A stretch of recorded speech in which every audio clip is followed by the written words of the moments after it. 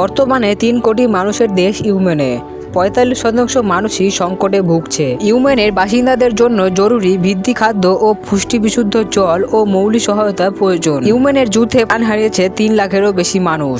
এদের মধ্যে ৬০% হারিয়েছে যুদ্ধের কারণে সৃষ্টি হওয়া খাদ্য সংকট। এছাড়াও ৫০ লাখ মানুষ ইতিমধ্যে দুর্ভিক্ষে তার প্রান্তে পৌঁছে গেছে। তাই সৌদির মানুষদের খাদ্য অপচয়ের বিষয়টি অন্যদের চেয়ে বেশি দৃষ্টিকটু। মুসলিম প্রধান দেশ সৌদিতে বেকট পরিমাণ খাবার অপচয় হওয়ার কারণ হলো বিভিন্ন অনুষ্ঠানে অপরিকল্পিত খাওয়ার ব্যবস্থাপনা। এখানকার হোটেলে রেস্তোরাঁয় বুফেতে চলে খাবার অপচয়ের মহোৎসব। প্রতি বছর পৃথিবীতে ১৩০ কোটি টন খাবার নষ্ট হচ্ছে। নষ্ট হওয়া এইসব খাবার দিয়ে পুরো পৃথিবীর মোট চাহিদা ৩ ভাগের ১ ভাগ পূরণ করা যাবে। বিশ্বজুড়ে বছরে মোট খাবারের ১৭% রেস্তোরাঁ ও দোকানে অপচয় হয়, যার ফলে ৩০% খাবারই ডাস্টবিনে চলে যায়। জনসংখ্যা এবং আয়তনের দিক থেকে সৌদি আরবের চেয়ে ভারত এবং চীন অনেক বড় দেশ, কিন্তু ১৫০ কোটি জনসংখ্যার দেশ হয়েও ভারত এবং চীনের মতো দেশে এত খাবার নষ্ট হয় না সৌদিতে যতটা হয়। তবে এত খারাপের মাঝে সৌদিতে কিছু ভালো উদ্বোধন রয়েছে। অনেক জায়গায় ফুড ব্যাংক সদকা ফ্রিজ থাকে, যেখানে অতিরিক্ত খাবার রেখে দেওয়া হয়।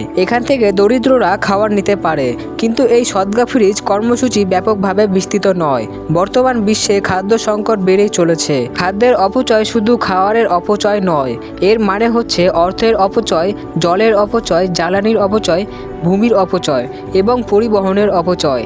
এমনকি ফেলে দেওয়া খাবার জলবায়ু পরিবর্তনে নেতিবাচক ভূমিকা রাখতে পারে। এই প্রতিটি ধর্মে খাদ্য অপচয় এবং এর ব্যাপারে নিরুৎসাহিত করা হয়েছে। ইসলাম ধর্মে তো আরও বেশি করে নিরুৎসাহিতা করা হয়েছে। তাই খাবার অপচয় সৃষ্ট দেশের তালিকায় সৌদি আরবের নাম থাকাটা সত্যি হতাশাজনক।